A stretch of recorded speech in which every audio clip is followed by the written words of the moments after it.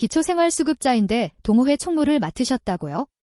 8개월 동안 무려 800만 원이 본인 통장을 통해 오고 갔다면 이게 사적이전 소득으로 분류되어 수급 자격에 영향을 줄 수 있습니다.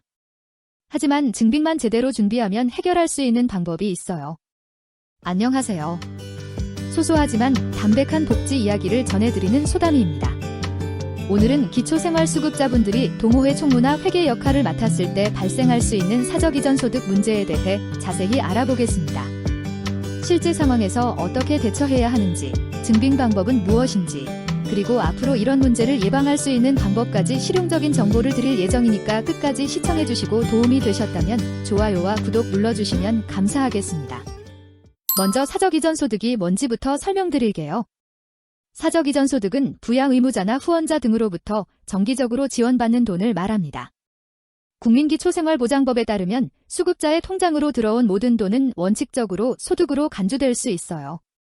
중요한 건 정기 지원의 기준인데요. 조사 시점 기준으로 최근 1년 중 6회 이상 지원을 받으면 정기 지원으로 봅니다.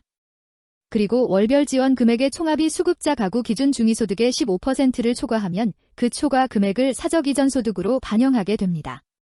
예를 들어 1인 가구의 경우 2025년 기준 중위소득이 약 239만 원이니까 15%면 약 36만 원 정도예요.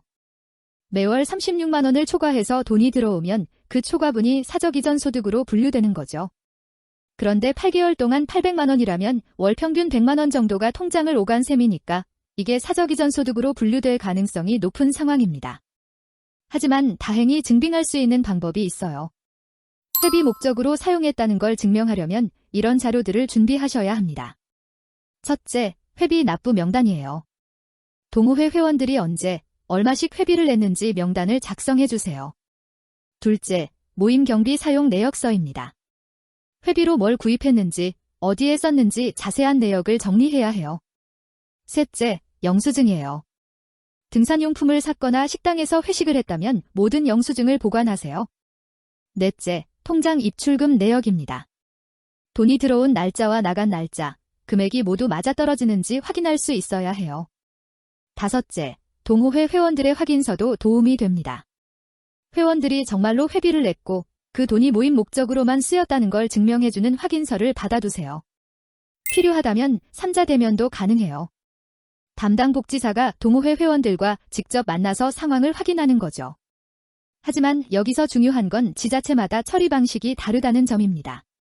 어떤 곳에서는 충분한 증빙 자료와 회원들의 증언으로 사적이전 소득에서 제외해주기도 하지만 다른 곳에서는 일단 통장으로 들어온 이상 1년간 사적이전 소득으로 적용한다는 입장을 고수하기도 해요. 그래서 지금 당장 해야 할 일이 있습니다. 첫째, 총무직을 다른 분에게 넘기세요. 더 이상 본인 통장으로 회비가 들어오지 않도록 해야 합니다. 둘째, 가능한 한 빨리 담당 복지사와 상담을 받으세요. 주민센터 복지 담당자에게 연락해서 구청이나 군청의 기초생활보장 담당 복지사 연락처를 받으시면 됩니다. 셋째, 앞서 말씀드린 증빙 자료를 모두 준비하세요. 그리고 공동명의 통장을 만드는 것에 대해서도 질문하셨는데 이건 완전한 해결책이 아닙니다. 수급자의 이름이 포함된 계좌는 여전히 조사 대상이 될 수 있거든요.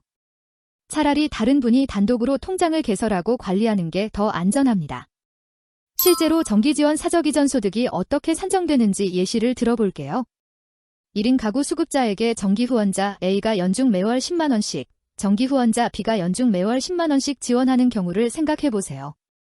월별 지원 금액 총합이 20만 원이 되는데 이게 1인 가구 기준 중위소득의 15%인 약 36만 원 이하이므로 사적이전 소득으로 반영되지 않습니다. 하지만 만약 월별 지원 금액이 40만 원이라면 36만 원을 초과하는 4만 원이 사적이전 소득으로 반영되는 거죠. 그런데 중요한 예외 조항도 있어요. 1년에 6회 미만이라도 정기지원 사적이전 소득으로 반영하는 금액의 합의 수급자 가구 기준 중위소득의 50%를 초과하는 금액은 전액 반영됩니다. 1인 가구의 경우 50%면 약 120만 원 정도예요. 다만 1회 지원받은 금액이 임대보증금 마련 등 다른 재산 증가분으로 명확히 확인되거나 수술비 지원 등 불가피한 지출로 사용처가 구체적으로 확인되는 경우는 반영에서 제외될 수 있습니다.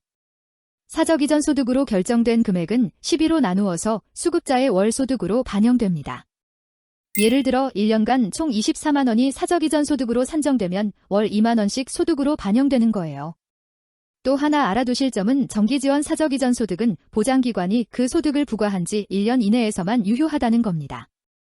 1년이 지난 후 재조사해서 지속적으로 지원되는 사실이 확인되지 않으면 즉시 삭제됩니다.